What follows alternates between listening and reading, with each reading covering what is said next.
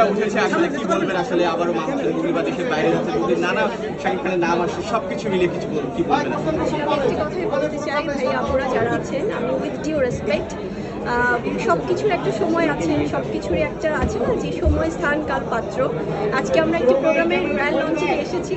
So এখানে আসলে আমার মনে হয় যে হুটহাট করে কোনো বিষয় নিয়ে কথা বলাটা খুব সেন্সিটিভ হয়ে যায়। সো আমার মনে হয় যে আপনারা যারা আছেন সবাই আমার পরিবার, সবাইকে আমি অনুরোধ করব, সবাই হয়তো এটা আমরা আমাদের দেশেও দেখি, বলিউডেও দেখি, অনেক রকমের নিউজ হয়, অনেক কিছু হয়, কিন্তু সব কিছু আমি যেটা বলছিলাম যে যেহেতু এগুলো খুব পার্সোনাল বিষয়, সো এই বিষয়গুলো নিয়ে আসলে যখন কথা বলবো তখন আমি সবাইকে রেসপেক্ট দিয়ে সেই সময়টা জানিয়ে কথা বলবো। শেষ করবেন, এই ধরনের নিউজে কিছুটা বিব্রত হন কিনা?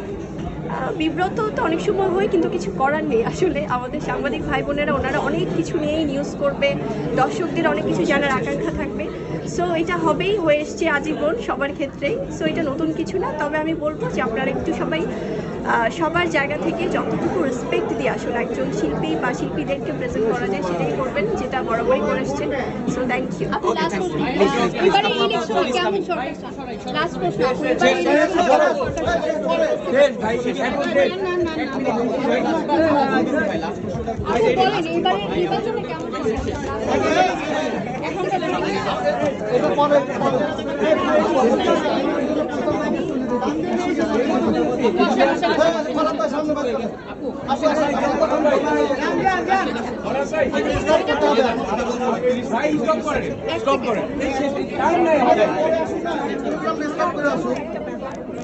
আমি অবশ্যই চাই